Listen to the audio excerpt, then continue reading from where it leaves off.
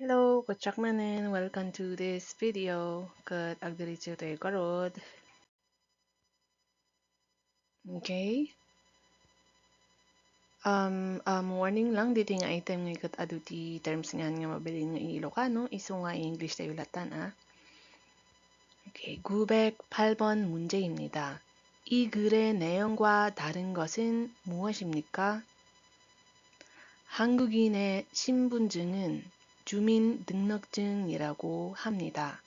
한국에 사는 외국인의 신분증은 외국인 등록증입니다. 신분증은 늘 가지고 다니는 것이 편리합니다.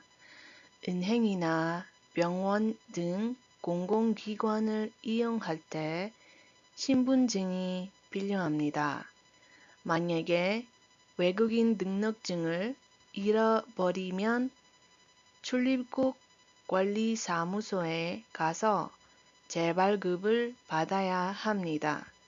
이때는 여권과 외국인 등록증 재발급 신청서, 증명사진 한 장, 그리고 수수료 10,000원이 필요합니다.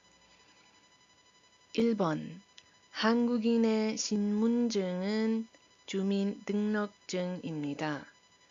2번 외국인 등록증은 무료로 재발급해 줍니다. 3번 외국인 등록증을 분실하면 재발급을 받아야 합니다. 4번 외국인 등록증을 재발급 받으려면 사진이 필요합니다. Okay. So, magsubli tayo karijay question. Nangyari ko na. 이 글의 내용과 다른 것은 무엇입니까? So, biro ko naman dito diay saan nga agree dito yung content. Okay, so, dito yung unang sentence ko na 한국인의 신분증은 주민등록증이라고 합니다. So, sabi dito ang 신분증, for those who don't know, ngay kat, kuwada ito, ID, identification. Okay? So, ang identification ng mga Koreans kano ay 주민등록증 ang tawag doon. 주민등록증, meaning resident card, kasi resident identification. Resident registration, kasi. Okay? And then, 한국에 사는 외국인의 신분증은 yung identification naman daw ng mga foreigners na naninirahan sa Korea ay 외국인 등록증입니다. Yun yung tinatawag na ARC dati, pero ngayon napalitan na din ng residence card ko na lang. Hindi na siya parang alien resident registration card, kaya ARC yun dati. Okay? And then, next, 신분증은 늘 가지고 다니는 것이 편리합니다. So I think you already know the word 편리합니다. 편리하다 meaning convenient. So ano daw ang convenient? Ang palaging, 늘 is another word for always, di ba? 가지고 다니는 것이, ang palaging pagdala daw. Habang ay natipa pa yung palagi mong dala kung kahit saan ka man magpunta. Yung 신분증 mo, yung ID mo. It's very convenient daw na palaging dalhin ang ID, ang 신분증. Okay? 은행이나 병원 등 공공기관을 이용할 때 신분증이 필요합니다. Yan, kailangan daw ang 신분증, ang ID na yon kapag pumunta ka ng 은행 or ng 병원, etc. or ng ito, 공공기관. Pag sinabing 공공기관, yung anong tawag dito? Public offices ba? Tikas lang anya pati government offices. No kinya tayo dito nga ikat no adapang ka ti DFA daging kinformi nga papapanam. Okay? So yon, kailangan mo daw magdala or magpakita ng 신분증. Kaya nga, sinabi doon sa una na is very convenient na magdala ng 신분증. Okay, and then, and of course, tama nga naman, kasi sa panahon ngayon, kakalda kayo ang adati kwan yun to, adan to ti IDO, dalhin nyo latta kasi hanyo nga amuno, adati mang sita kanya yung jirwar, at least adati maipakita yung adati IDO, di ba? O, yan.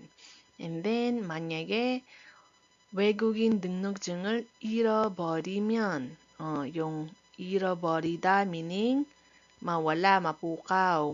Okay, mapukaw.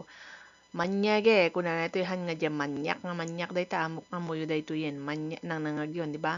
Manyage, kuna na, manyak, manyak.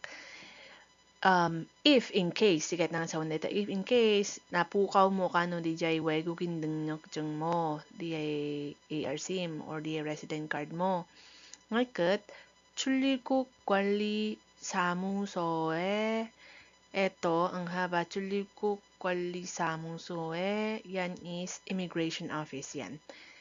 Immigration office, pakisulat na lang. But anyway, you don't have to memorize, matkit di, but at least, maging familiar kayo nga 출입국, kuna na nga kasta, urenyo, i-memorize yung dito yung daduman. Okay? Immigration di jay. Kaso, mapangka ka no? Tapos, 재발급을 받아야 합니다. And you should, dapat magpa-reissue ka. Okay? Magpa-reissue ka daw. 재발급. Pag balgap ang ibig sabihin ay issue, di ba? Pag 재발급, ang je dyan is re. Again, ganon. Reissue. Then, 이때는 this time, kuna na, apang kakanoy jay immigration nga agpa-reissue ti napukaw nga residence card mo, 여권과 anong 여권? passport. 외국인 등록증 재발급 신청서. Bako na yun. Passport kan, 등록증. Binasayo lang man dyan yung gana dyan 등록증. Kasano nga itad nga ikat kwa. Napukaw ko garod kung kuna man kasyay. Pero ituloy hanggang dito. Kasi ang tinatanong is 재발급 신청서. Meaning, jay form para iti reissue adati permaam nga form ay jay ka lang application form na no agpakon ka so kailangan yung passport and then yung form daw application form non 신청서 ang tawag doon application form for reissue nung card mo and then 증명사진 한 장. Ano tong 증명사진? Siyempre, kailangan may ididikit na picture mo doon. Usually dito yung ikat passport size nga. Yung usan da, awan tikas lang nga. Dito Pinas nga dati 1x1, 2x2, kasyay. Most, anya na gana dito eh. No, hanak nga gam kamalit ka lang nga uniform size lang. Passport size lang nga talaga. Okay? 한장 may isa kanong nga kasyay. May isa nga picture nga kasyay.